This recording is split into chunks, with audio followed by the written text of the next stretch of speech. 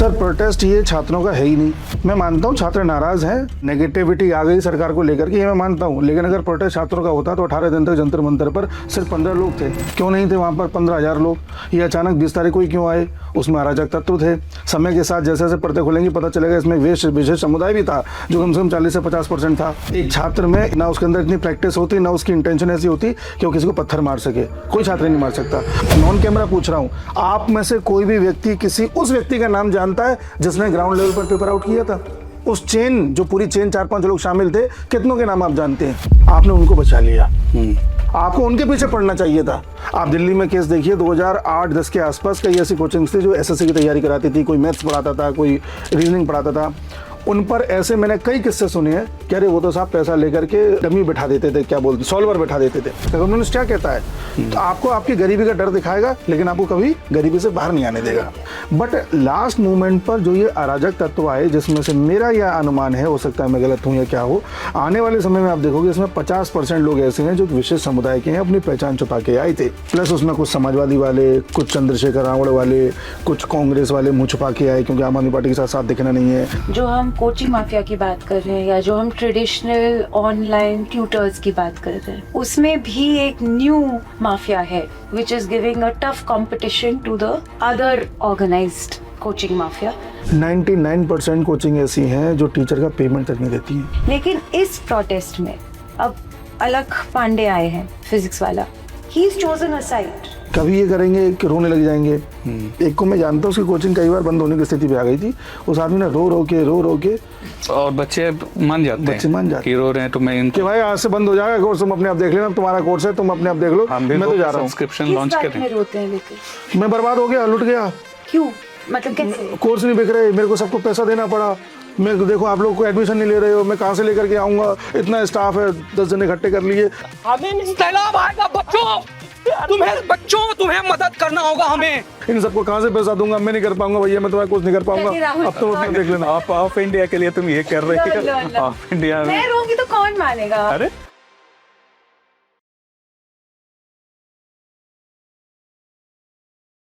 Okay, नमस्कार और unpack width of India के इस नए एपिसोड में आपका स्वागत है। इस एपिसोड में हम अनपैक करने वाले हैं एजुकेशन इन्फ्लुएंसर्स की दुनिया को। काफ़ी न्यूज़ में रहे हैं एजुकेशन इन्फ्लुएंसर्स। पहले तो वो एक अन अकेडमी को लेके कई सारे इन्फ्लुएंसर्स आते थे जो अजीब अजीब कंट्रोवर्सी में फंस गए थे। फिर आपको नेटफ्लिक्स ने एक तो सीरीज़ भी बना दी हेलो बच्चों करके उन एजुकेशन इन्फ्लुएंसर्स पे। फिर आजकल जो कॉकरोच जनता पार्टी का प्रोटेस्ट चल रहा है उसमें कई सारे, वैसा तो हर किस्म के इन्फ्लुएंसर्स हैं वहाँ, लेकिन उसमें एजुकेशन इन्फ्लुएंसर्स भी शामिल हैं। तो उस प्रोटेस्ट को लेके और ये पूरी दुनिया को लेके, ये क्या दुनिया है, कुछ अलग दुनिया है या नहीं, ये समझने के लिए हमारे साथ गेस्ट हैं अंकित दुबे जी। इनको एजुकेशन इन्फ्लुएंसर कहें ना कहें वो सवाल सबसे पहले मैं पूछूंगा, और उस सवाल को पूछने की वजह है क्योंकि यहाँ जो मेरे साथी नुपुर हैं, अगर इनको कोई सोशल मीडिया इन्फ्लुएंसर बोल दे तो बड़ी मिर्ची लग जाती है। तो कोई जिहादी भाई अगर देख रहे हो तो ये जो आप गाली गलौज करते हो इनको या कुछ भी बोलते हो, सर काट देंगे या काट देंगे, उससे इनको फ़र्क नहीं पड़ता। बड़ी मोटी चमड़ी हो गई है, आप सोशल मीडिया इन्फ्लुएंसर लिख दिया करो, बहुत मिर्ची लगेगी। तो अंकित, उस पर आपसे वही सवाल पहला, ये एजुकेशन इन्फ्लुएंसर जो शब्द है, आप अपने आप को आइडेंटिफाई करते हो ऐसे, ही आप कोई और चाहोगे कि आपको कोई और टर्म यूज़ करे, या फाइन है ये? सर सबसे पहले आपको नमस्कार, सभी दर्शकों को नमस्कार। ये जो सर इन्फ्लुएंसर टर्म है, इससे ही मुझे नफरत है, क्योंकि जिस दिन आप इन्फ्लुएंसर हो गए या किसी को इन्फ्लुएंस करने वाली ताकत आ गई, इसका मतलब आप एक ऐसे मास के सामने खड़े हो जिसके पास खुद की बुद्धि नहीं है, तभी तो इन्फ्लुएंस हो रहा है आपकी बातों से। मैं इन्फॉर्मेशन प्रोवाइडर हूँ जो कहीं से विद फैक्ट इन्फॉर्मेशन प्रोवाइड करता हूँ, बाकी जनता पर छोड़ देता हूँ कि वो अपने विवेक से किसी नतीजे पर पहुंचे। मैं इन्फ्लुएंस नहीं कर सकता, एजुकेशन भी मैं प्रोवाइड नहीं कर सकता, मैं सिर्फ इन्फॉर्मेशन दे सकता हूँ।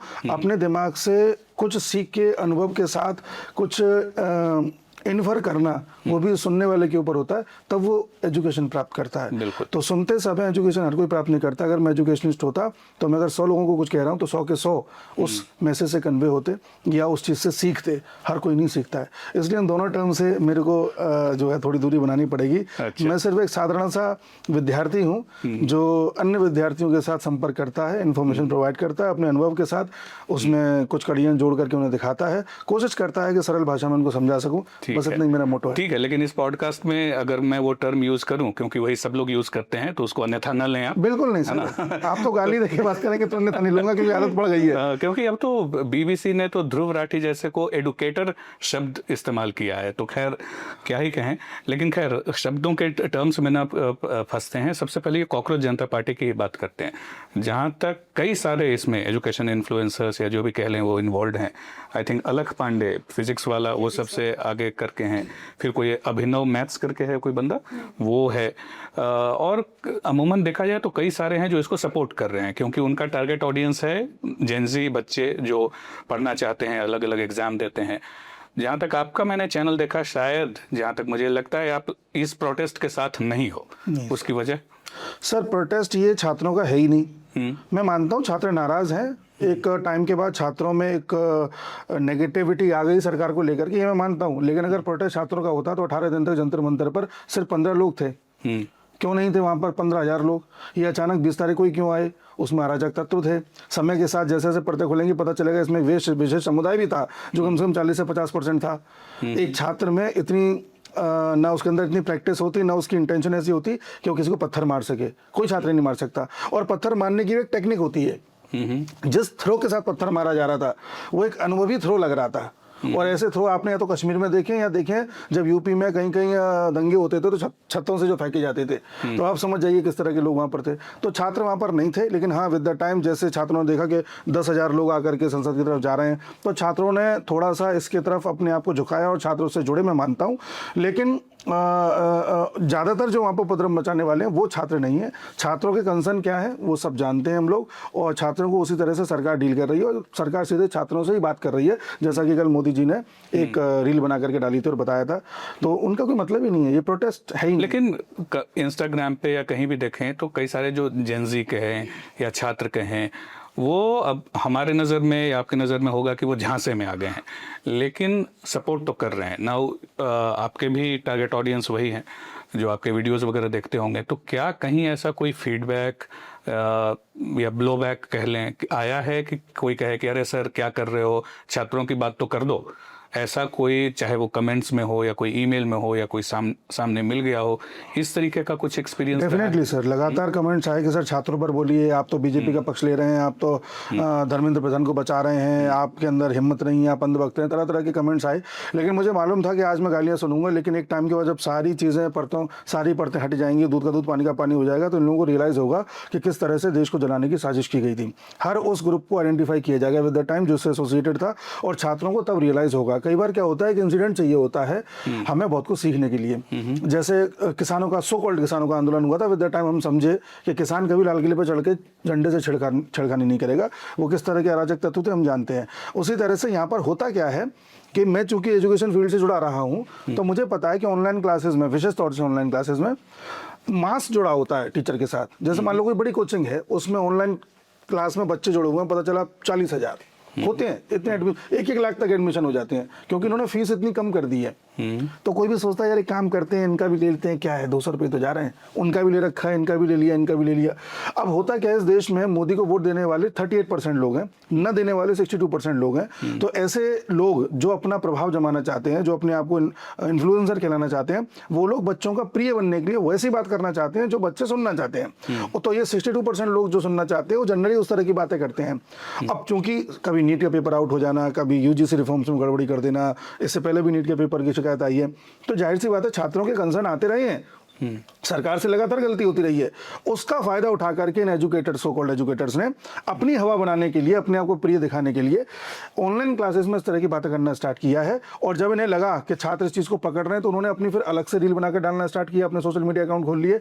आपने गौर किया होगा साथियों, इस पूरे प्रोटेस्ट के दौरान कई ऐसे एजुकेटर्स थे जो ऑनलाइन क्लासेस किसी प्लेटफॉर्म पर लेते हैं, उन्होंने अपना अलग से प्लेटफॉर्म खोल दिया और उस पर अपनी रील्स बना के डाल रहे थे सरकार के विरोध में, क्योंकि उन्हें लग रहा था सरकार के विरोध में इस समय हवा बनी हुई है, तो ज्यादा से ज्यादा। अच्छा, ऐसा हुआ? जी हाँ, कोई नाम ले सकते हैं वैसे किस तरीके के लोग हैं ये? छोटी छोटी, अच्छा छोटे, इसका उनको आप देना भी नहीं चाहते? जी जी जी। तो वही है, उन लोगों ने पूरा प्रयास किया कि कैसे भी व्यूज आ जाएं, कैसे भी छात्र हमसे जुड़ जाएं। तो हर कोई अपना धंधा चला रहा था बेसिकली, उनको अपना फॉलोअर्स चाहिए जिन्होंने अलग से अकाउंट बनाया, जो कोचिंग वाले हैं, एप्लीकेशन वाले हैं, उनको अपने बच्चों को खुश रखना है, कोर्स ज़्यादा से ज़्यादा बिकवानी है, तो उनको वहाँ पर उस तरह की बातें करनी है। अब चूंकि बच्चा वहाँ भी कमेंट करता है कि सर आप छात्रों के लिए कुछ बोलिए, छात्रों के लिए जब ज़रूरत से ज़्यादा वहाँ पर दबाव पड़ने लगता है, तब कोई मालिक सड़कों पर उतर के इस तरह की बातें करता है, जो आप उदाहरण अभी थोड़ी देर पहले दे रहे थे। ये क्यों उतरे मैदान में? फिजिक्स वाला। जी हाँ, हाँ।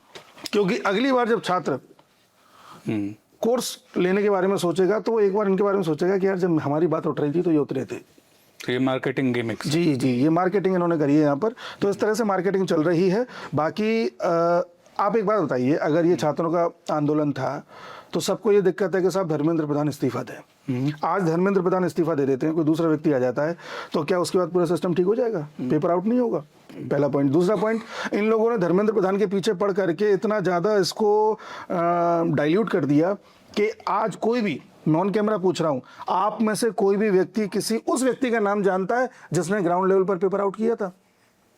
उस चेन, जो पूरी चेन 4-5 लोग शामिल थे, कितनों के नाम आप जानते हैं?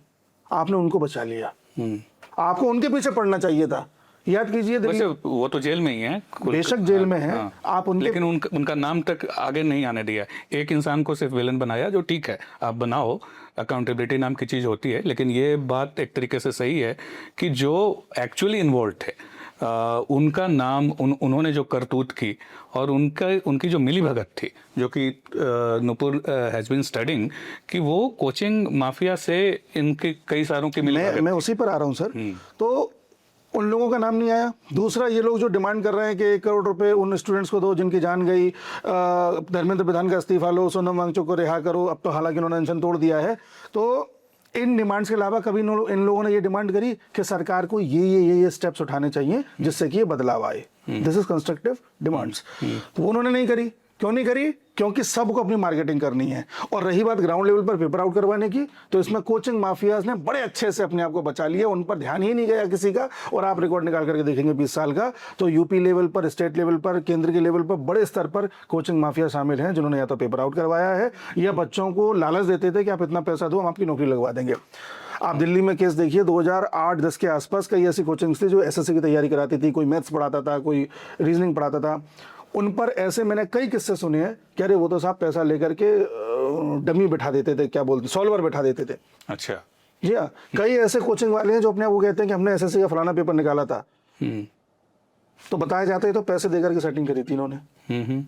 और ये बहुत प्रचलित है, ऐसा नहीं है कि मैं कोई खुफिया जानकारी। आप दिल्ली में किसी उस बच्चे से पूछिएगा जो 2008 या 2010 में पढ़ा हुआ है, वो आराम से बताएगा कि कोचिंग वाले किस तरह से अपना धंधा चला रहे थे। यूपी में इस तरह से चल रहा है। कोचिंग वालों की अगर सेल नीचे गिरने लग जाती है तो बच्चों के सामने आकर के ड्रामा करने लग जाते हैं, रोने लग जाते हैं, अरे हमें बचा लो, हमारा सब कुछ लुट गया, हमें बचा लो, आज तो मैं मर जाऊंगा, आज तो मैं मर जाऊंगा। ये होता है साहब। और वही फिर आकर के यूपी में सड़क पर धरना देते हैं और योगी आदित्यनाथ की सरकार को झुकाने का प्रयास करते हैं। इनके अगर आप बैकग्राउंड में चले जाएं, इनका निजी जीवन पता कर लेना आप, उसके बाद आप इनकी कोचिंग में तो क्या, इनसे मिलना पसंद नहीं करोगे। ज्यादातर की बात कर रहा हूँ। So, अगर हम एक वेन डायग्राम की सोचे जी, एक तरफ ऑनलाइन इन्फ्लुएंसर्स हैं, एजुकेशन ऑनलाइन इन्फ्लुएंसर्स, और एक तरफ ऑफ साइट पढ़ाने वाले कोचिंग सेंटर्स हैं। Physics Wallah is like an intersection, right? वो ऑनलाइन भी है और ऑफलाइन भी है। Now as you mention 2024 2026 paper leak में जो एक इम्पॉर्टेंट कॉग था was of coaching centres. Coaching centres में जिस तरह से सजेस्टेड क्वेश्चंस के नाम पे वो लीक्ड क्वेश्चंस भी इंक्लूड किए जा रहे थे, फिर जो 10 लाख 50 लाख दे रहे थे उनको अलग से जाके पढ़ाया जा रहा था। 66 स्टूडेंट्स आई थिंक एक ही सेंटर से फुल मार्क्स लेकर आए थे। That's what triggered the investigation. तो आपको लगता है कि इस प्रोटेस्ट में भी कहीं ना कहीं कोचिंग सेंटर का कोई रोल है, इंक्लूडिंग ऑनलाइन इन्फ्लुएंसर्स? जी डेफिनेटली। देखिए, आपने जिनका नाम लिया वो तो एक उदाहरण है, वो एक बड़ी हैं, तो उनका चलो पता चलता है कि ये ऑफलाइन ऑनलाइन दोनों चलाते हैं। लेकिन ऑफलाइन ऑनलाइन चलाने वाले आजकल ऐसे अनगिनत हो गए हैं। ठीक है साहब, ये ऑनलाइन में जो चलाते हैं ये बताते हैं कि हम फीस बहुत कम रख रहे हैं। पटना के एक मशहूर सर है, वो कहते हैं हम तो 200 रुपये में पढ़ाते हैं, इसलिए हमारे को निशाना बनाया जा रहा है। उनका जब ऑफलाइन का आप कोर्स देखोगे तो 40,000 का है, बताया जाता है 80,000 का भी है। अब आप मुझे एक छोटी सी चीज़ बताइए कि जो टीचर ऑनलाइन में वो चीज़ 200 की पढ़ा रहा है, ऑफलाइन में 40,000 के पढ़ा रहा है, तो जब वो ऑफलाइन के बच्चों के सामने जाता होगा तो वो क्या कह के डिफेंड करता होगा कि मैं वहाँ 200 में क्यों पढ़ा रहा हूँ? बच्चा पूछता होगा ना कि सर आप ऑनलाइन में तो 200 का दे रहे हैं, मैं क्यों ना वो लूँ, मैं 40,000 क्यों दूँ आपको? बिल्कुल। तो ये वहाँ पर दूसरा चूरन पकड़ाते हैं। अरे वो तो तुम्हें पता है यार, हम फॉर्मेलिटी के लिए करते हैं, उन सब चीज़ें मत पढ़ो, यहाँ पढ़ो कायदे से। बच्चों के साथ पहला धोखा। कभी आपने रियलाइज़ किया इस बात को? दूसरी बात, ये जो इंटरसेक्शन वाली बात है, ये पूरा जो सो कॉल्ड प्रोटेस्ट चला है, गुंडागिर्दी थी, प्रोटेस्ट तो कुछ नहीं था। ये जो पूरी गुंडागिर्दी चली है, इस पूरी गुंडागिर्दी में मुझे एक टीचर बता दो, जो टीचर भी हो और इन्फ्लुएंसर भी हो, जिसने ये मुद्दा उठाया हो कि पंजाब में मनरेगा वर्कर पर लाठी चल गई है, जिसने ये मुद्दा उठाया हो कि वहाँ पर सफाई कर्मचारियों पर लाठी चल गई है, वहाँ पर टेक्नीशियन पर लाठी चल गई है, पैरेलल चल रही है। ऐसा नहीं कि 6 महीने पहले की बात कर रहा हूँ, अभी 3 दिन पहले पड़ी है लाठियाँ मनरेगा वर्कर्स को, और परसों की बात है उन पर पड़ी है। जो तो वो तो कह देंगे इसका छात्रों से लेना देना नहीं है, इसलिए आप छात्रों से लेना देना नहीं है, आपने मुद्दा तो ये बनाया था ना कि लाठी चार्ज कर रही है पुलिस, तानाशाह है, देखो लाठी चलाती है। अरे तुम पहले से चला रहे हो। नहीं, बट अभी सौरभ दास से भी पूछा गया कि पंजाब में पेपर लीक एग्जाम के इश्यूज हुए, आपका क्या कहना है उसके ऊपर? तो कार्रवाई होनी चाहिए, बस दैट्स इट, कार्रवाई होनी चाहिए। कौन सा एजुकेशन इन्फ्लुएंसर है जो इस मुद्दे पर बनाया है?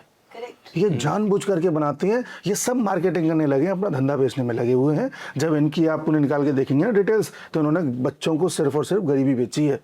अरे आप गरीब बच्चों को हम पढ़ा रहे हैं 100 रुपये में, 200 रुपये में पढ़ा रहे हैं, देख लो हमारे साथ क्या हो रहा है। अभी सरकार इनको छू भी लेगी ना तो और ड्रामा करने लग जाएंगे। हम देखो तुम गरीबों के लिए खड़े हैं। और फिर ये देखिए एक चीज़ और इनकी है, आप देखिए जब इनका कोई कोर्स आता है तो ये प्रचार क्या करते हैं कि एक वैकेंसी निकली है, इसमें आपको पूरे 40,000 रुपये की नौकरी लगेगी, 40,000 रुपये की, ले लीजिए हमारा कोर्स 599 रुपये में। बच्चों को आप लालच दे रहे हो 40,000 की नौकरी का, और आप ये 599 के कोर्स 50,000 बेचकर करोड़पति बन रहे हो। तुम महीने का करोड़ों कमा रहे हो, तुम्हारे टीचरों को तुम लाखों दे रहे हो, और बच्चे को तुम 40,000 रुपये टिका के रख रहे हो। This is pure communist idea. ये तो कैपिटलिस्ट है ना, को पैसा बना रहा है। वो खुद कैपिटलिस्ट है, लेकिन आइडियोलॉजी कम्युनिस्ट फॉलो कर रहा है। कम्युनिस्ट क्या कहता है? तो आपको आपकी गरीबी का डर दिखाएगा, लेकिन आपको कभी गरीबी से बाहर नहीं आने देगा। यही वो करते हैं। कभी किसी बच्चे से कोचिंग वाले ने ये कहा कि तुम टेंशन मत लेना, पढ़ाई नहीं हो रही, कोई दिक्कत नहीं है, हमारे यहाँ पर आ जाना, हम आपको 1 लाख रुपए की नौकरी दे देंगे। कभी नहीं कहते, लेकिन बच्चा फिर भी बेचारा भ्रमित हो जाता है। एक कोचिंग वाला अस्पताल बना देगा, अरे उन्होंने अस्पताल बनाया है, तो क्या ये इस बात का डिफेंड है कि मैं कल को अस्पताल बना दूं फिर मैं कुछ भी करूं? अस्पताल बनाया है टैक्स बचाने के लिए, खुलेआम कह रहा है वो आदमी। ये पूरा जिस दिन खुलेगा ना पूरा पोटरा, तो पता चलेगा किस तरह से सबसे बड़े माफिया अगर कोई है तो ये आज के कोचिंग वाले हैं। बट इंटरेस्टिंग, जब कोच मैं बोलने वाली थी माफिया वाले पकड़े गए, जब कोचिंग सेंटर्स वाले पकड़े गए हैं in all the NEET paper leaks, in fact 2026 में तो one of the coaching centres has been arrested and he is in jail. तो सौरभ दास, अभिजीत दिपके, वो आप वाले का क्या नाम है, रंका, आशुतोष रंका, ये लोग ये डिमांड कभी क्यों नहीं उठाते हैं कि जो कोचिंग माफिया है गवर्नमेंट को उसे डिसमेंटल करना चाहिए, और there should be detailed investigation, CBI inquiry और NIA inquiry into the coaching mafia. Somehow ये उनके डिमांड लिस्ट में है ही नहीं कहीं पर, क्योंकि उनको किसी का हित नहीं देखना ना। डिमांड वो करता है जिसे चिंता होती है, चिंता ही नहीं है। नहीं, आपको लगता है कि इनके बीच में भी हो सकता है कोई साठगांठ हो कि हम आपकी बात नहीं उठाएंगे, आप बच्चों को लेकर आइए हमारे प्रोटेस्ट में? मे बी कई ऐसे हों जिनकी ये साठगांठ हो, और कई ऐसे जाते भी हैं। अभी हमने कुछ समय पहले देखा था, 6 महीने 8 महीने पहले, SSC के कुछ कोचिंग वाले जो अपने आप में ब्रांड हैं, अपना खुद का एप्लीकेशन चलाते हैं, उन्होंने अंदर ही अंदर पूरी योजना बनाई कि भाई छात्रों का एक आंदोलन कराना है। आंदोलन का प्रयास हुआ, जंतर मंतर पे प्रयास हुआ था, तमाम कोचिंग वाले गए थे, तमाम बच्चे भी गए थे, पर वो सफल नहीं हो पाया क्योंकि इन कोचिंग वालों में ही यूनिटी नहीं थी। इन कोचिंग वालों की कमी ये है कि इनमें आपस में यूनिटी नहीं है। हाँ, बट ये ज़रूर है कि कोई एक कोचिंग वाला अगर दमदारी से सामने आ गया तो वो बच्चे लाने की दम रखता है, और वो देखा देख फिर बाकी के भी आएंगे, फिर बाकी सारा फुटेज क्यों ले, हम भी लेंगे। जी, तो ये फुटेज के चक्कर में है, और दूसरा अपने कोर्स बेचने के चक्कर में और बच्चों का हितैषी दिखाने के चक्कर में है। बट जो अभी जो सामने चीज़ें आ रही हैं, सरकार इस पर स्टैंड बिल्कुल भी नहीं लेगी, क्योंकि सरकार ये मौका दे रही है कि बच्चों तुम जानो कि तुम्हें किस तरह से बेवकूफ़ बनाया जा रहा है। पटना वाला एक्सपोज हुआ, 2 टीचर थे, जो पटना वाला मेन टीचर था, उसने दूसरे वाले के साथ जो किया, रातों रात FIR हो गई, वो गिरफ्तार हो गया। थोड़े दिन बाद उसका भाई मरा हुआ पाया गया, कैसे पाया गया पता नहीं। Do you have a problem if I take the name even if you don't want to? At least लोगों को पता चल जाएगा हम किसकी बात कर रहे हैं। लोग समझ रहे हैं सब, ठीक है, किसी को इतनी इंपॉर्टेंस देने की जरूरत नहीं है। तो वो जो मेन आदमी था उस पर एक भी बार FIR नहीं हुई है। बच्चे ये देख रहे हैं, बच्चा बेवकूफ़ नहीं है। किस तरह से फर्जी स्टूडेंट्स को खड़ा करके अरे ये सेलेक्ट हुआ है, अरे वो सेलेक्ट हुआ है, वो सब एक्सपोज्ड हैं। हमारे यूपी में ऐसे कई हैं जिनका कोर्स नहीं बिकता तो रोने लग जाते हैं। उन्होंने धरना देने का प्रयास किया था अभी कुछ दिन पहले, ठीक है जी, और फिर धीरे धीरे पता नहीं कैसे ख़त्म कर दिया। उन्होंने बहुत बार प्रयास किया कि सरकार को दबाव में ले आए। इसी तरह से एक है, बड़े फेमस बनते हैं अपने आप, राजा राज करेगा प्रजा मौज करेगी। हाँ। बच्चे समझ गए।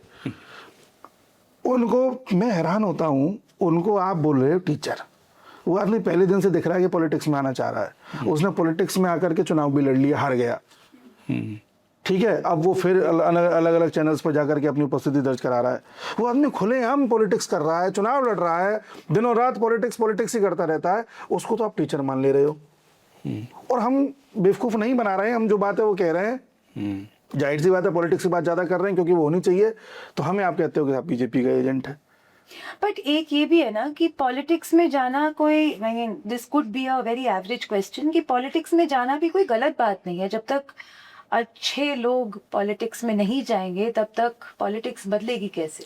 पर इनका तो कहना है वो अच्छे लोग है ही नहीं जी, बाजार लेके बैठे हुए हैं। देखिए आप पॉलिटिक्स में जाइए, कह के जाइए। बच्चों में आज टीचिंग जरूर कर रहा हूँ, लेकिन मेरा इच्छा है कि मैं कभी पॉलिटिक्स में जाऊँ। कहीं मौका मिला तो किसी पार्टी चुनाव लड़ूंगा और आपको बताऊंगा ज़रूर। ये बोलिए ना आप। आपको एक किस्सा बताता हूँ, नाम ले देता हूँ, चलो, इंद्रेश महाराज जी का। मैं व्यक्तिगत बता रहा हूँ, ये कि मैं लालछन नहीं लगा रहा किसी पे। उनको मैं पहले बड़ा सुनता था, मुझे बड़ा अच्छा लगता था सारा कुछ, मेरी एक श्रद्धा थी उनके प्रति। लेकिन जब उन्होंने शादी ब्याह किया और जो इंतज़ाम उसमें थे हाई फाई, उसके बाद मेरा मन हट गया उनसे। क्योंकि वो बातें ये करते थे, अरे शादी में लोग 5 स्टार में जाते हैं, क्या मतलब है, सिंपल ही कर लेनी चाहिए। तुम जिंदगी भर भाषण देते हैं कि सिंपल शादी होनी चाहिए, जब तुम्हारी बारी आई तो तुमने उसे 5 स्टार बना दिया। तो मन हट गया मेरा नहीं कईयों का हटा होगा, यही कोचिंग वालों का है। तो मैं जो करना है साफ साफ बोलो कि भाई मुझे ये करना है। मैं अस्पताल इसलिए बना रहा हूँ ताकि छात्रों के बीच और प्रिय हूँ, कल को चुनाव लड़ना पड़े तो मैं लड़ सकूँ। साफ साफ क्यों नहीं बोलते इस बात को? एक दूसरी बात, ज़्यादातर कोचिंग वाले ऐसे हैं जो बच्चों से ये कहते हैं, भाइयों मुझे राजनीति पे और धर्म पे कोई टिप्पणी नहीं करनी। इस देश में ऐसा कौन सा व्यक्ति है या दुनिया में जिसका पाला धर्म से ना पड़ा हो या राजनीति से ना पड़ा हो? हर किसी का कोई ना कोई धर्म है और हर कोई 18 के बाद किसी ना किसी को वोट देने जरूर जाएगा। आप क्यों चर्चा नहीं करना चाहते? क्योंकि आपने अगर चर्चा करी तो किसी के पॉजिटिव किसी के नेगेटिव बनाने पड़ेंगे और वहीं पर आपके छात्र बढ़ जाएंगे। हो सकता है आपका कोर्स ना खरीदे आगे से एक सेक्शन। तो आपको अपनी मार्केटिंग की चिंता है। जिसकी शिक्षा आपको सबको देनी चाहिए थी, राजनीति की और धर्म की, जो लोगों में ये कॉन्शियस डेवलप करना चाहिए था कि इन दोनों चीज़ों को कैसे देखना है, उस पर आपने कभी चर्चा ही नहीं करी। बट यहाँ पर भी मुझे एक डाइकोटमी लगती है, which is why I am trying to understand. आप बोल रहे हैं कि ये जो टीचर्स होते हैं, जो सेल्फ प्रोक्लेम टीचर्स होते हैं, वो राजनीति के ऊपर चर्चा नहीं करना चाहते हैं क्योंकि उनके छात्र बढ़ जाएंगे और फिर बाद में उनको एनरोलमेंट्स नहीं मिलेंगे, उनकी जो पैसे कमाने की स्ट्रैटेजी है वो फेल हो जाएगी। लेकिन इस प्रोटेस्ट में अब अलख पांडे आए हैं, फिजिक्स वाला, he is chosen a side. उन्होंने बहुत क्लियरली अब अपना एक राजनीतिक साइड चूज कर लिया है, चाहे वो बोले या ना बोले। वो तो ये बोल रहे हैं कि हाय मेरे बच्चे सड़कों पे उतर आए, कुछ तो मजबूरियां रही। He is doing all that drama which is fine, वो तो सीजेपी का हॉलमार्क है ड्रामा। बट अल्टीमेटली जो ऑब्जर्वर्स हैं और जो बच्चे भी हैं, उनको भी पता है कि सीजेपी पॉलिटिकल स्पेक्ट्रम के कौन से साइड पे है और जो उनको सपोर्ट करने गए हैं वो कौन से पॉलिटिकल स्पेक्ट्रम को सपोर्ट करते हैं। तो वो फिर क्या सोच के गए, क्योंकि उनके छात्र भी तो बढ़ जाएंगे। क्योंकि जो सीजेपी के अगेंस्ट है, आई एम सॉरी, वो शायद आज वोकल नहीं हो रहे हैं, क्योंकि वो जनरली उस साइड के बच्चे हैं जो पढ़ना लिखना उस हाँ। पे ज्यादा फोकस मतलब करेंगे। सीजेपी का मतलब एंटी बीजेपी, ये तो क्लियर है, नाम नहीं उसका सीजेपी बीजेपी से वो वैसे किया, नहीं तो वो इंडियन नेशनल कॉकरोच भी तो रख सकते थे। नहीं, और अब जैसे स्लोगन्स लग रहे हैं वो तो it's going into the realm of now हाँ। Anti India and anti Hindu, तो डिवाइड क्लियर है। तो ये जो अब कोचिंग माफिया के लोग हैं या टीचर्स हैं, अब जो ये साइड ले रहे हैं, वो ये कैसे जस्टिफाई करेंगे फिर इन द फ्यूचर? मैम, इनको जो साइड अभी लेनी पड़ रही है वो लेनी पड़ रही है दबाव की वजह से। इन पर दबाव पड़े हैं कमेंट्स की वजह से कि आप जाइए, आप क्या कर रहे हैं, आपको आवाज़ उठानी चाहिए। और उस समय एक, मैं बोल रहा हूँ ना, 20 तारीख के बाद 2-3 दिन का एक ऐसा स्लॉट आया है जहाँ छात्र इमोशनल ज़्यादा हो गए और वो एकदम से एंटी गवर्नमेंट हो गए थे। इन्होंने उस इमोशन में जाकर के छात्रों का इमोशन अपनी तरफ कर लिया। जब इन्हें अगर थोड़े दिन बाद ये पता चलेगा ना कि यार एक सेक्शन हमसे कट रहा है, ये फिर आकर के एक बयान ऐसा दे देंगे कि वो सेक्शन भी इनकी तरफ हो लेगा। बयान एक और देने में क्या जा रहा है, ओके, है ना? तो आप देखिएगा ऐसा होगा। या ये मान के चलते होंगे कि भाई इस देश का युवा, उनका छात्र जेनजी इतना बेवकूफ़ है कि ये सब साफ देख के भी उसको ये नहीं लगेगा कि ये पॉलिटिक्स हो रही है, ये छात्र की ही बात हो रही है। सर, हमारे देश का जो जेनजी है ना, हमने एक बड़ा इसको जनरलाइज कर दिया है कि जो आ गया है वो जेनजी है। ऐसी बात नहीं है। जेनजी हमारा बहुत अच्छा है, बहुत अच्छा सोचता है और बहुत कहते हैं क्लियर कट है, उसे क्या बोलते हैं, शब्द है, सॉर्टेड है। अच्छा। बड़ा सॉर्टेड है। अगर जेनजी इनके सब बातों में आ जाता तो आप 18 दिन तक उस पंडाल में 15 लोगों से ज़्यादा देख नहीं पाए। क्यों नहीं गया फिर जेनजी? अगर इनके फॉलोअर्स 2 करोड़ समथिंग थे, अगर वो जेनजीज ही थे तो वहाँ पर तो 2000 लोग भी नहीं थे। जब खाना बढ़ता है तब 200 जाते थे। तो जेनजी तो जानता था क्या है क्या नहीं है। बट लास्ट मोमेंट पर जो ये अराजक तत्व आए, जिसमें से मेरा यह अनुमान है, हो सकता है मैं गलत हूँ या क्या हो, आने वाले समय में आप देखोगे इसमें 50% लोग ऐसे हैं जो कि विशेष समुदाय के हैं, अपनी पहचान छुपा के आए थे। प्लस उसमें कुछ समाजवादी वाले, कुछ चंद्रशेखर रावण वाले, कुछ कांग्रेस वाले मुँह छुपा के आए क्योंकि आम आदमी पार्टी के साथ साथ दिखना नहीं है, कुछ आपके वो आम आदमी पार्टी वाले खुद आए। इन्होंने आकर के जो तोड़फोड़ करी और सब कुछ किया, एक भीड़ दिखा दी। तब जो जेनजी घर बैठा था, जो ये लग रहा था उसे कि, है ना, वो भ्रमित हो गया वो देख के। फिर अगले दिन शाम को सीपी पे हमला, सीपी में जो होता है उपद्रव, वहाँ पर निहंग सिख आए, उन्होंने तलवारें लेकर के सारा कुछ किया। तमाम तरह के और भी लोग थे वहाँ। सिखों ने भी फिर अपने बयान बदल दिए कि हम तो यहाँ सोच करके आए थे कि बड़ा ऑर्गेनिक है, ये तो सब एक विशेष समुदाय के ज़्यादातर दिख रहे हैं। और इनका हम का जो उनो रिवर्स हुआ है वो मैं अभी तक नहीं समझ पाई हूँ कि कैसे। उसके बाद फिर अगले दिन उन्होंने हुड़दंग मचाया, जिस तरह से गाली गलौज करी, मोदी को गाली दी, मोदी की माँ को गाली दी। एक जी न्यूज़ के रिपोर्टर थे, उनको घिरा कर लिया, उनको बेचारे को ऐसा कर दिया, है ना। और धीरे धीरे जब ये सब पता चलने लगा ना कि अब ये हाईजैक हो चुका है या ये प्रोटेस्ट था ही नहीं, तब छात्रों ने भी धीरे धीरे दूरी बनाना स्टार्ट की। और जब मोदी जी को पता चल गया कि अब छात्र समझ चुका है, तब मोदी जी ने आकर के अपना रील डाला और उनका सोनम मांग चुका वो तोड़वाया। तो हमारा जेनजी नहीं है बेवकूफ़, हाँ इमोशनल है। छोटा बच्चा जो 15 साल का, 17 साल का, 18 साल का जब देखता है कि कोई टीचर ऑनलाइन ही उसे दिख रहा है और बड़ी बड़ी बातें कर रहा है, उस बच्चे ने क्या देखा है अभी तक? कुछ नहीं। 15 साल 16 साल तक के बच्चे को उसके पेरेंट्स सिर्फ और सिर्फ प्रेशर देते हैं, कभी 10वीं क्लास का, कभी 12वीं क्लास का। ये कहते हैं कि बाहर खेलोगे तो आपकी पढ़ाई छूट जाएगी, खेल कूद उसका बंद कर दिया, इंटरेक्शन बंद कर दिया। पहली बार वो इंटरेक्ट करता है किसी ऑनलाइन ऐसी पर्सनैलिटी से जिसके बहुत फॉलोअर्स हैं, जिसका कुछ है, तो उसके अंदर एक श्रद्धा आ जाती है। ये लोग उसी का फ़ायदा उठा लेते हैं। और जिस दिन ये श्रद्धा आना बंद हो गई ना, वो दिक्कत की बात है। तो ये तो अच्छी बात है कि ये भड़काने का प्रयास करते हैं कोचिंग वाले और बच्चे उनकी बातों में आ जाते हैं। ये इस बात का परिचायक है कि बच्चों के अंदर श्रद्धा है। जिस दिन ये पॉजिटिव होने लग जाएगी, देश में बहुत बड़ा बदलाव आ जाएगा। ये तो इस सेक्टर का बहुत बड़ा आई मीन लाइक कोई अगर एजुकेशन इन्फ्लुएंसर बनना चाहे तो ये जो श्रद्धा वाली बात है, वो मैं आपका नाम अंकित दुबे जब लिखता हूँ यूट्यूब में या गूगल में, तो ऑटो कंप्लीट में आता है अंकित दुबे सर। तो ये जो इज्जत है वो सब किसी का और का आप नाम ऐसे करेंगे तो ये हमेशा नहीं आएगा। तो ये भी एक ये जो चार्म है एजुकेशन इन्फ्लुएंसर बनने का, कि इसमें आपको इतना आएगा और आप मैनिपुलेट कर सकते हैं। वो अपने, मुझे लगता है इस पावर को ये समझते हैं और इसको मोनेटाइज करने की कोशिश कर रहे हैं और पॉलिटिकल वेज का फायदा उठा रहे हैं। सर, बॉलीवुड भी तो एक्सपोज्ड हुआ। फिल्म आई अल्फा, बुरी तरह पिट गई। और सलमान खान को अपनी वो फिल्म जो गलवान वाली है 3-4 बार एडिट करवानी पड़ गई है। एक धुरंधर का असर ऐसा पड़ा कि अब सबको अपना समझ में आ गया कि क्या है। बॉलीवुड में किसी बड़े एक्टर की फिल्म पिछले 2-3 साल में हिट नहीं गई है किसी की भी। तो विद द टाइम हम ये समझ गए ना कि बॉलीवुड नहीं, जिहादी वुड है। शबाना आजमी का आना, नसरुद्दीन शाह का बोलना। तो बॉलीवुड ने जो 70 साल तक ड्रामा किया, हमें ब्रेन वॉश किया, वो आज एक्सपोज हो गया, लोग सेलेक्टिव हो गए कि यार क्या देखना है क्या नहीं देखना है। ऐसे ही कोचिंग इंडस्ट्री का है। 2020 से कोरोना आया था, तब से ये बूम पे गई। अभी हुआ ही क्या है, 6 साल हुए हैं। अभी धीरे धीरे ट्रांजिशन फेज आएगा। अगले 5 साल में आप देखोगे 2030 तक एक बड़ा छटनी हो जाएगी, जिसमें बच्चे समझ चुके होंगे कि कौन बेवकूफ़ बना रहा है और कौन रियल है।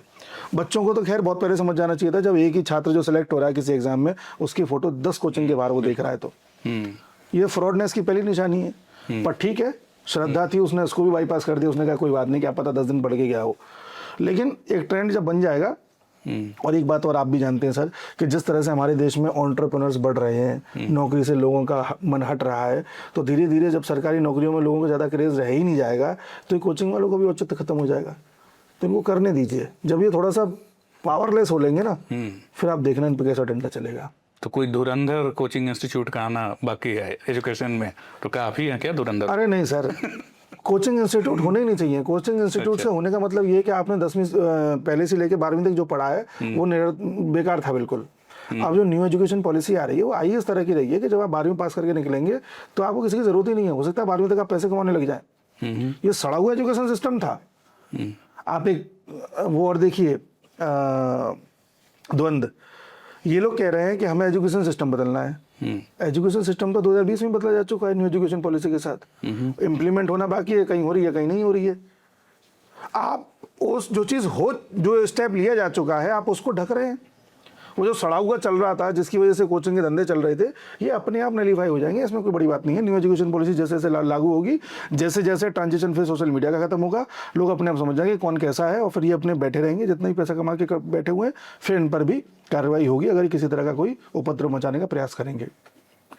तो फिर ये इंडस्ट्री जाएगी किस तरफ? क्योंकि अगर ये कॉकरोच वाली बात पीछे छोड़ दें, तो आप भी हो तो इस इंडस्ट्री में ही अभी, अगर ये सब एक्सपोज हो जाएंगे तो how do you see it growing? क्या ऑनलाइन पे लोगों का विश्वास उठ जाएगा, या ये industry how do you see कि एक्सपोज हो गए ठीक है, बट लोग कैसे पैसे कमाएंगे? या इनफैक्ट भविष्य की तो बात अभी बाद में करते हैं, अभी कैसे पैसे कमा रहे हैं?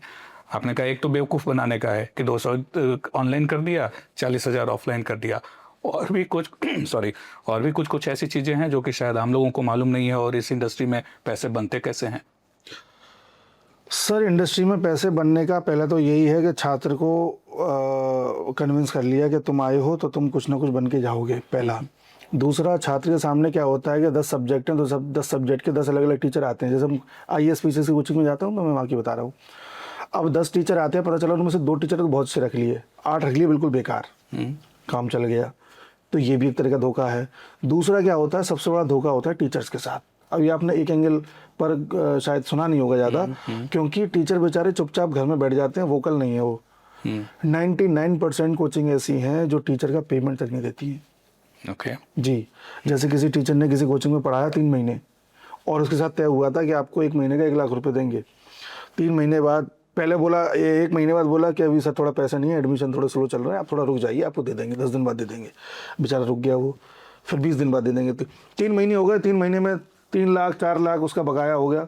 फिर अरे सर दे देंगे, जा कहाँ रहा है सर? ऐसे होते होते 1 साल भी हो जाती है।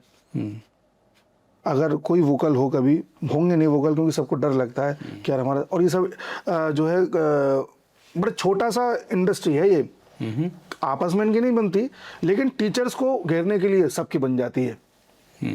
आज अगर मैं आपकी कोचिंग में काम कर रहा हूँ और आपने मेरे पैसे नहीं दिए और मैंने कुछ एक्शन लेने का प्रयास किया, तो ठीक है, एक्शन में हो सकता है मैं जीत जाऊँ हार जाऊँ, बात की बात है। लेकिन आप अपने इन कोचिंग वाले सदस्य को जरूर बता दोगे कि यार ये फलाने सब्जेक्ट के लिए उनको बुलाने की जरूरत नहीं है यार, आप ब्लैक लिस्ट हो जाओगे। फिर आपकी EMI कौन भरेगा, आपके बच्चों का फीस कौन भरेगा, है ना, आपके घर के खर्चे कैसे चलेंगे? इसमें सबसे ज़्यादा प्रताड़ित होता है टीचर जो पढ़ाने जाता है। अब टीचर को आपने रखा बहुत सस्ते रेट पर, आपने उसके पैसे भी नहीं दिए, बच्चे को वो टीचर लग रहा है कि हाँ टीचर ने जो बात कही इसमें बड़ा दम है। उस बच्चों को क्या पता है, इस टीचर के अंदर एक डर चल रहा है इस वक्त कि यार इस महीने भी नहीं मिले तो क्या होगा। ये फ्रॉड है। उसके अलावा जो कोचिंगें बहुत बड़ी हो जाती हैं ऑनलाइन वाली, वो अपनी किताब लॉन्च कर देती है, बच्चों से कहती है बच्चों हमने किताब लेकर के आए हैं ये हिंदी की, इसे आप लीजिए, इसी से आपका पूरा क्वेश्चन आएगा, इसी से आपका सब कुछ होगा। कन्विंस कर देते हैं बड़े अच्छे से। किताब छपाई में गए थे 100 रुपये, बेची जाती है 400 की, 500 की, 200 का कोर्स बेच रहे हैं, 500 की किताब बेच रहे हैं। बच्चा चूंकि श्रद्धा रख चुका है उस टीचर पे, खरीदता है। बड़ा बिजनेस ये किताब वाला भी है। और उसके अलावा तो फिर यही है कि बच्चे को कैसे भी करके ज़्यादा से ज़्यादा कोर्स बिकवाओ। इस एसएससी के बिकवा रहे हो तो बैंक के बिकवा दो, रेलवे के भी। कन्विंस किया जाता है कैसे भी करके बच्चा इनको छोड़ के कहीं जाए ना, यही रहता है बस। क्योंकि पैसे तो उन्हीं से आने हैं, और किससे आने हैं? क्योंकि कोई भी सेक्टर में देखा जाए कि जब इन्फ्लुएंसर वाला जो ये मार्केट है, ये जैसे ही बढ़ता है तो उसमें फिर जैसे कि अगर नॉर्मल इन्फ्लुएंसर की बात कर लें तो वो फिर पेड ट्वीट करने लगते हैं, चाहे वो किसी कॉर्पोरेट के लिए हो, ब्रांड के लिए हो, या पॉलिटिकल पार्टीज़ के लिए हो। इस तरह की चीज़ इधर भी होती है क्या? यहाँ भी पैसे लेकर इस तरीके के काम किसी कॉर्पोरेट के लिए, पॉलिटिकल पार्टी के लिए, ऐसा सुनने में आया हो या होता है? यदा कदा कभी होता है, जैसे कोई इन्फ्लुएंसर है और टीचर भी है, उस पर कोई ऐसा ऐड आया जिसमें वो बहुत ज़्यादा बाइस्ड नहीं दिख रहा, मोटा मोटा ऊपर ऊपर से निकल जा रहा है, तो वो कर देगा ऐड। लेकिन जनरली ऐसे ये लोग बाइस्ड होना पसंद नहीं करते। इन्हें लगता है कि पॉलिटिकल पार्टी का एक ऐड करूंगा 1 लाख रुपए मिलेंगे, लेकिन इसकी वजह से मेरे बहुत सारे लोग अनफॉलो कर देंगे। कल को कोर्स बेचूंगा तो ये मुझे कम से कम 10-12 लाख रुपए दे देंगे। तो ये लोग ऐड से तो बचते हैं, लेकिन ये लोग नैरेटिव सेट करते हैं। मैंने बोला ना, जिस तरह से सीजेपी वाला गुंडागिर्दी हुई है, इसमें एक भी इन्फ्लुएंसर जो टीचर भी रहा हो मैंने नहीं देखा जो असली चीज़ बता रहा हो। सब कोशिश कर रहे हैं कैसे भी हम कुछ ऐसा बोल दें कि छात्र हमको सब्सक्राइब कर लें, और फिर ये अपना, अच्छा जब इनके ज़्यादा फॉलोअर्स हो जाते हैं फिर ये अपनी खुद की एप्लीकेशन खोल लेते हैं। पहले मैं आपके यहाँ काम कर रहा था, अब मेरे धीरे धीरे फॉलोअर हो गए, मान लो 5 लाख 10 लाख, फिर मैं सोचूंगा आपके यहाँ काम क्यों करना, अपनी एप्लीकेशन खोल दी। और जब अपनी एप्लीकेशन खोल दी है तो फिर उसमें ल्यूक्रेटिव ऑफर्स लेकर के आऊँगा। शुरुआत में सस्ता कोर्स हो गया, या ये बोलूँगा कि मैं इनसे अच्छा टीचर लेकर के आ रहा हूँ, या 2-4 को बदनाम कर दूंगा। फिर पूरा फोकस हो जाता है कैसे अपनी एप्लीकेशन पर सब्सक्राइबर बढ़े, एडमिशन्स बढ़े, और उसी में फिर कन्विंस करने की, फिर ये रील बनाते हैं कन्विंस करने के लिए। आप समझ रहे हैं? 40,000 रुपए की नौकरी लग जाएगी, आप ये 599 का कोर्स ले लो। कभी ये करेंगे कि रोने लग जाएंगे। एक को मैं जानता हूँ, उसकी कोचिंग कई बार बंद होने की स्थिति पे आ गई थी। उस आदमी ने रो रो के और बच्चे मान जाते हैं कि रो रहे हैं, तो मैं इनके भाई आज से बंद हो जाएगा कोर्स, तुम अपने आप देख लेना, तुम्हारा कोर्स है, तुम अपने आप देख लो, मैं तो जा रहा हूँ। सब्सक्रिप्शन लॉन्च करें। रोते हैं लेकिन मैं बर्बाद हो गया, लुट गया। क्यों? मतलब कैसे? कोर्स नहीं बिक रहे, मेरे को सबको पैसा देना पड़ा। मैं देखो आप लोग को एडमिशन नहीं ले रहे हो, मैं कहाँ से लेकर के आऊँगा? इतना स्टाफ है, 10 जने इकट्ठे कर लिए, इन सबको कहाँ से पैसा दूंगा? मैं नहीं कर पाऊंगा भैया, मैं तुम्हारा कोर्स नहीं कर पाऊंगा। अब तो अपने देख लेना। आप ऑफ इंडिया के लिए तुम ये कर रहे हो, ऑफ इंडिया में मैं रहूंगी तो कौन मानेगा? अरे क्यों नहीं? मैं रहूं कि दे दो भाई, of India Kotak. Men crying has a greater emotional impact also. क्योंकि men seldom cry ना, except physics वाला in CJP. No, so that's actually you have pointed out a correct fact कि वो इसलिए कर रहे हैं कि ज्यादा वो बेहतर तरीके से मैनिपुलेट कर पाए। अजय, इसके बाद क्या होगा? मैं लुट गया, अब आ गया, तुम देख लेना यार, मैं कुछ नहीं कर पाऊंगा, रोते रोते मैं मर गया। हाँ भाई, कैमरा बंद हो गया, चलो यार अब ये कोर्स बिक जाएगा। एक काम कर फलाना, कितने लोग हो तुम? 15, सबने दारू लेके आ यार, पार्टी करते हैं आज। वो नेटफ्लिक्स वाला जो शो था उसमें ये दिखाया था क्या, ये एस्पेक्ट? सर मैंने देखा नहीं, मैंने भी नहीं देखा एक्चुअली। ये मैंने रियली सुना है और खूब अनुभव किया है। चल दारू मंगा यार, अब दारू पियेंगे। दारू पी के पड़े हुए हैं अगले दिन तक, पता चला सुबह तक सेल हो गई, हो जाती तो रोना ही पड़ेगा लगता है। ऐसे हमारा बच्चा ठगा जा रहा है। आप दारू पीजिए, आपके पर्सनल है। cry on camera, मतलब जी प्रॉपर्ली कैमरा के सामने आके रोते हैं with tears and everything, ऐसा आपको भी लगेगा कि 100 रुपए मैं दे देती हूँ, चलो कुछ कंट्रीब्यूशन हो जाएगा। सीरियसली? जी ये तो नई चीज ही पता चली है। तो माँ बाप अपने बच्चों को थप्पड़ नहीं मारते कि ऐसे ऐसे टीचर्स को पैसे दे रहे हो? ये भी मेरा जेन्युइन क्वेश्चन है। व्हाट इज, जैसे मतलब आपने तो जेंजी के लिए काफी रेस्पेक्ट है। ऑफलाइन नूपुर से बात हो रही थी, इसका तो एक रैंट करने का मन था। भैया नहीं, तुम करना है क्या? मैं बस बोलना चाहती हूँ कि अभी तो youth is wasted on this generation. हम एटलीस्ट मस्ती करते थे अपने यूथ में, ये तो पता नहीं क्या कर रहे हैं। आज अगर मैं जब बच्ची थी, मैं अपने मम्मी को जाके बोलती कि मम्मी ये टीचर रो रहे हैं, ये बर्बाद होने वाले हैं, आप मुझे 500 रुपए दे दीजिए, मैं इनका कोर्स ले लेती हूँ, तो इनके भी पैसे बन जाएंगे, ये बर्बाद नहीं होंगे। मुझे जेन्युइनली चमेट पड़ता, मतलब नॉट इवन जो आज हम बच्चों को धीरे से ऐसे कर देते कि नहीं ऐसे कैसे बोल रहे हो, हमें चांटे पड़ते। तो ये बच्चे मारे नहीं जा रहे अपने पेरेंट्स के।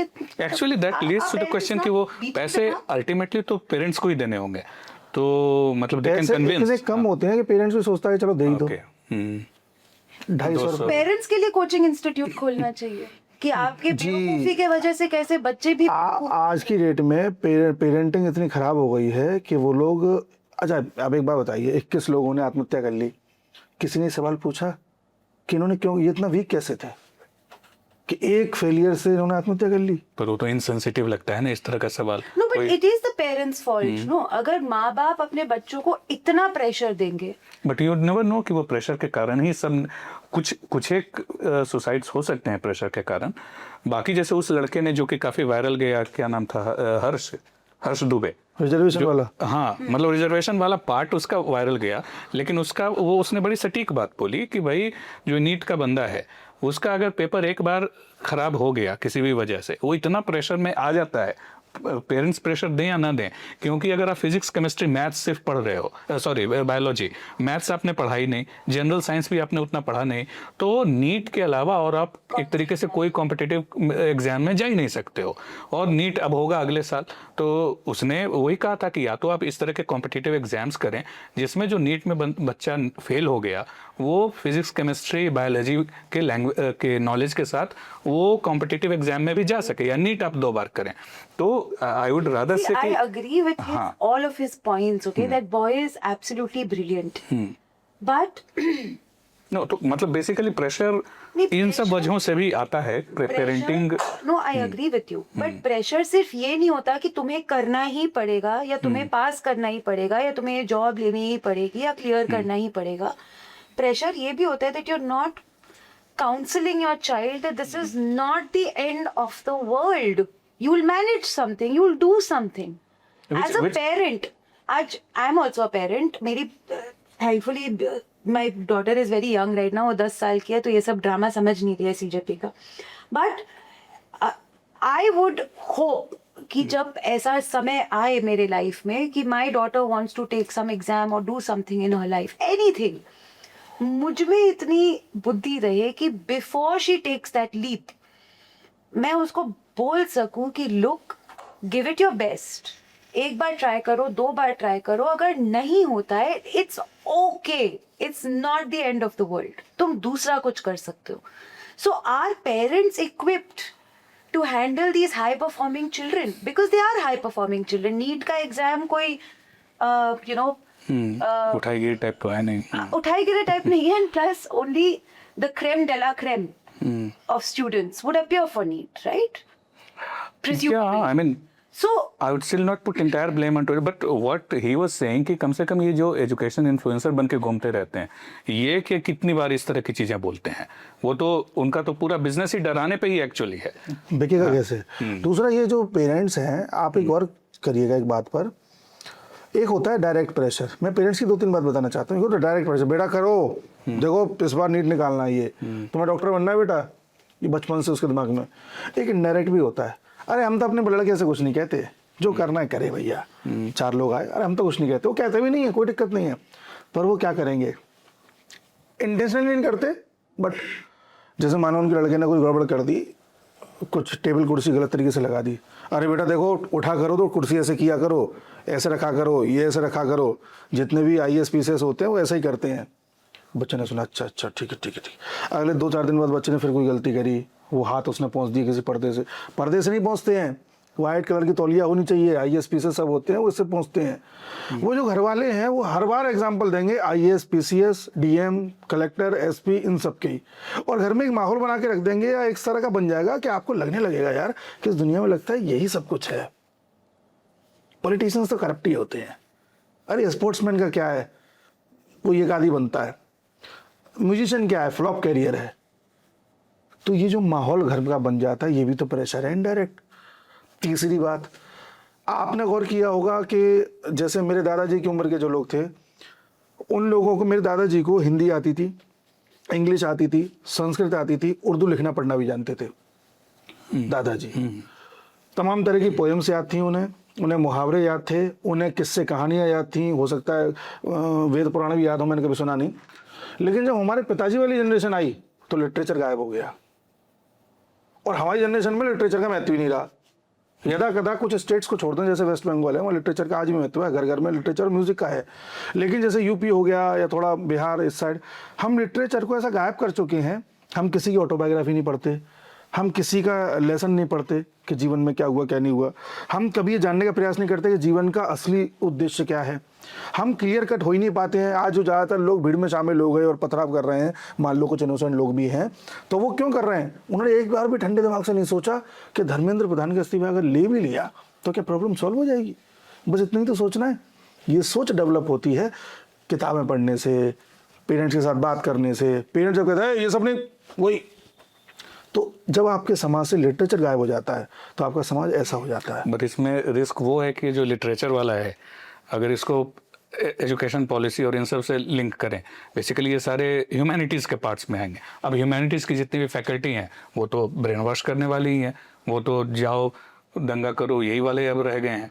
तो ये भी तो एक रिस्क है। नहीं, लिटरेचर का तात्पर्य उस उद्देश्य से नहीं है कि आप डिग्री हासिल करें, तो मतलब ये शौकिया, हाँ वो मैं भी मान सकता हूँ। लेकिन क्योंकि जैसे ही उसको आप कोर्स में, अनफॉर्चुनेटली अभी वो ह्यूमैनिटीज़ को लेकर और लिटरेचर इन सब के जितने भी फैकल्टी वगैरह हैं, ये कोई अपूर्वानंद करके है जो वायर टाइप के में लिखता रहता है, ये सब आम बनती है। हाँ सभी के सब वही है, और दे आर ब्लड थर्स्टी।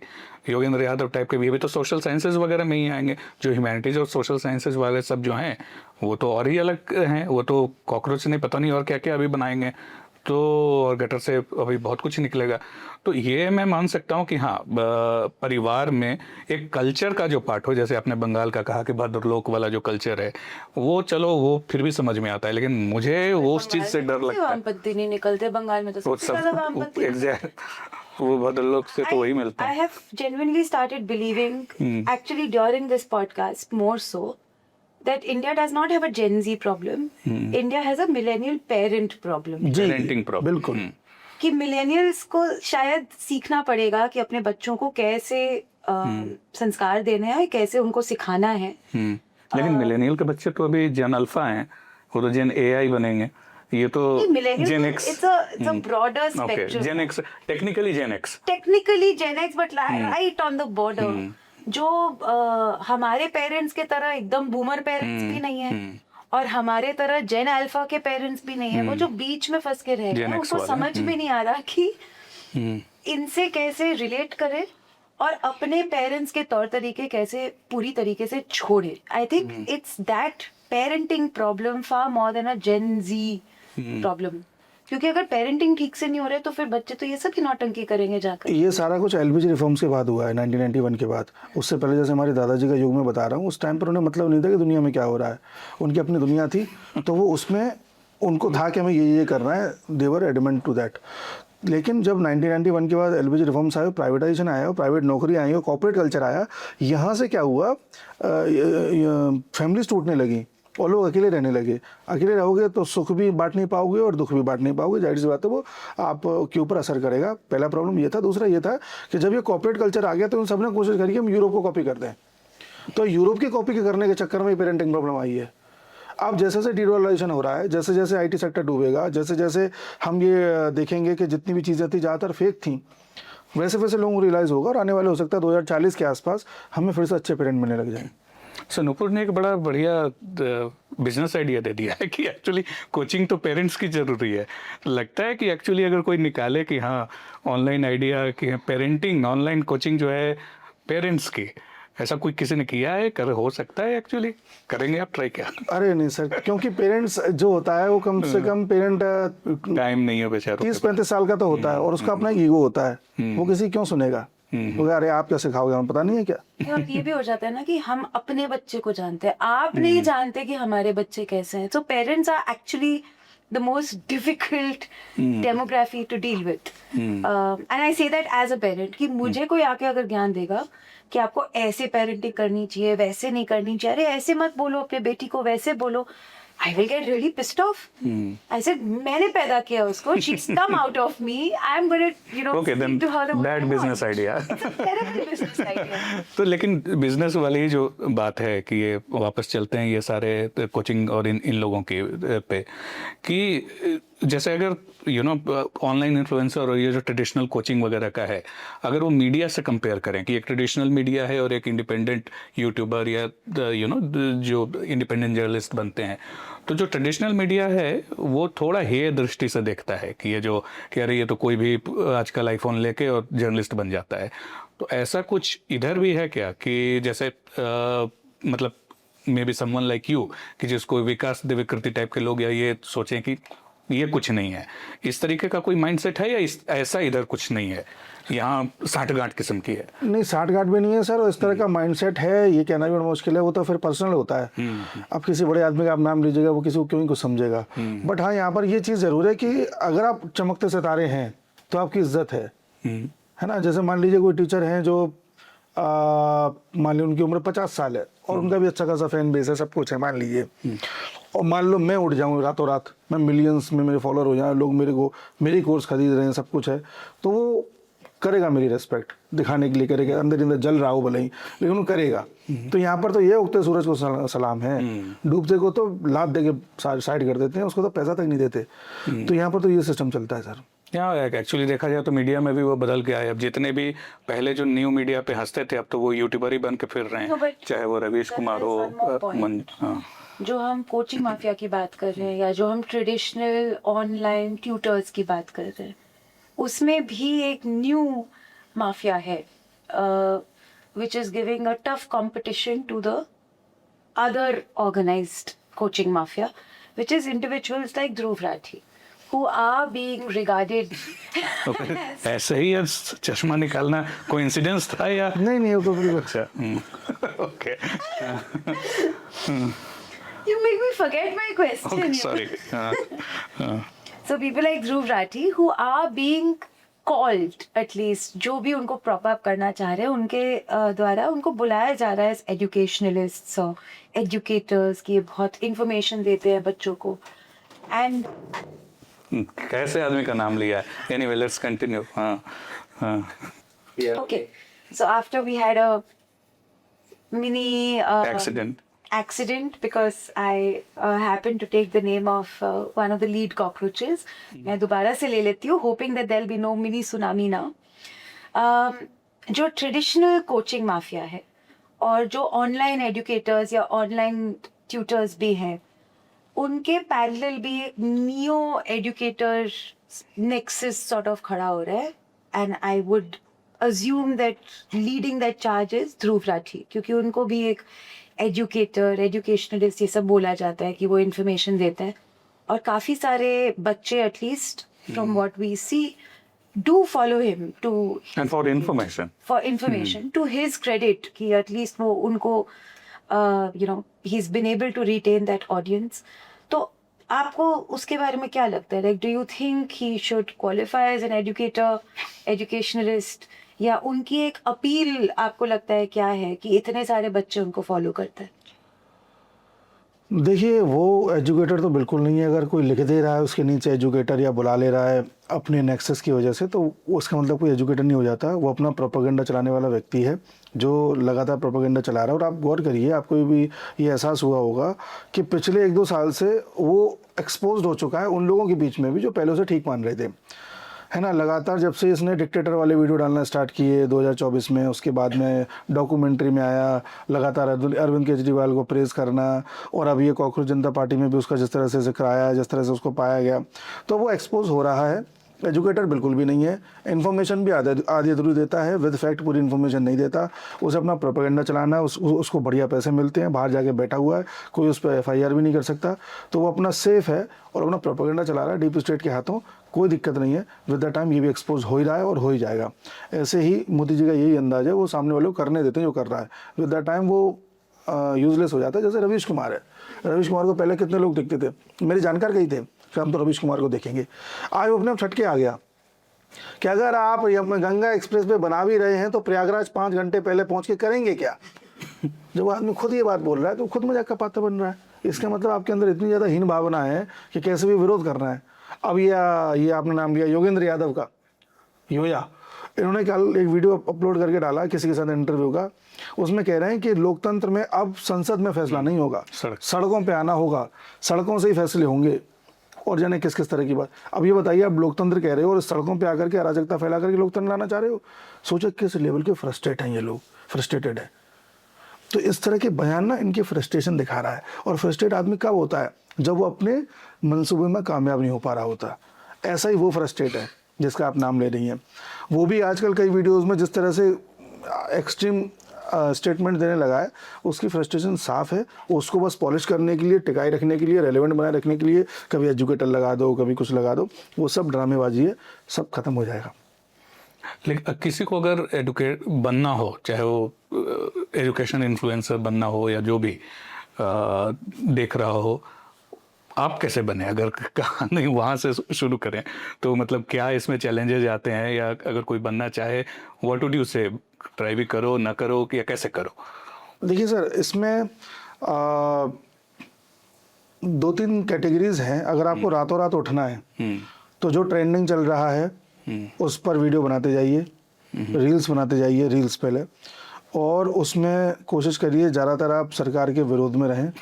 उसका कारण है कि आपको यूट्यूब का, इंस्टाग्राम का, फेसबुक का पूरा समर्थन मिलेगा।